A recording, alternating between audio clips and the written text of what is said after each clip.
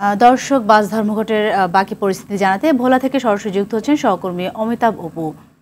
অমিতাভ, ভোলার বর্তমান পরিস্থিতি কেমন দেখতে পাচ্ছেন, আর বাস ধর্মঘট নিয়ে প্রশাসন কি বলছে?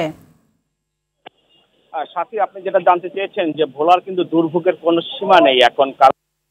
সেই সুদূর চরপেশন থেকে যদি ভোলা জেলা সদর ধরিয়ে দিলে 130 কিলোমিটার যে সড়ক পথের যোগাযোগ, সেটি আজকে বিচ্ছিন্ন অবস্থা রয়েছে, যে কারণে যাত্রীদের দুর্ভোগ রয়েছে। যে রণক্ষেত্র গত রাত থেকে শুরু হয়েছে সেটি দফায় দফায় দুপুর পর্যন্ত গড়িয়েছিল আজ, এবং সেখানে আইন শৃঙ্খলা বাহিনী, যে আমরা কোস্টগার্ড, নৌবাহিনী সব, পুলিশ সহ র্যাব, তারা যে এখানে অবস্থান নিয়ে পরিস্থিতি তারা ঠান্ডা করলো, শীতল করলো, কিন্তু মানুষের মধ্যে উত্তেজনা বা আতঙ্ক এখনো কমেনি।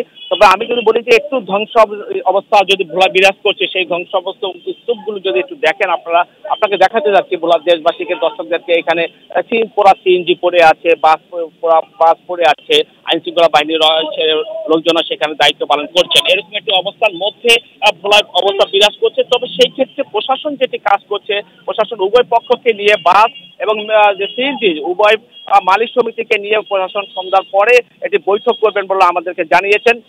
আরেকটি কথা আপনাদেরকে জানিয়ে রাখি যে এখানে রাজনৈতিক মহলে যে জেলা বিএনপি সভাপতি এবং সদস্য সচিব সহ সবাই কিন্তু চাচ্ছেন যে এই যে উত্তেজনা একটি পরিস্থিতি রয়েছে, এটি যেন শিথিল হয়। তারা জেলা প্রশাসনকে অনুরোধ জানিয়েছেন বলে আমাদেরকে জানিয়েছেন। আরেকটি বিষয় আপনাদেরকে জানিয়েছি, বাস মালিক সমিতির একটি দাবি হচ্ছে যে এই বাস টার্মিনালটি তারা গত 27 বছর ধরে ব্যবহার করছেন। তারা একচ্ছত্রভাবে তারা দাবি করছেন এটি তাদের নিয়ন্ত্রণে থাকার জন্য।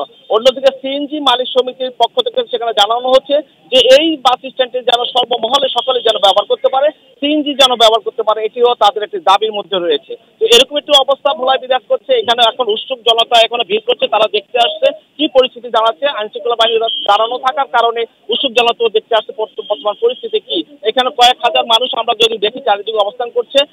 সেই অবস্থার মধ্যে আমরা ভোলায় এই অবস্থায় আমি বাস টার্মিনাল, বিশেষ মোস্তফা কামাল বাস টার্মিনালে অবস্থান করছি। সাথে এই ছিল আমার কাছে সর্বশেষ আসছে।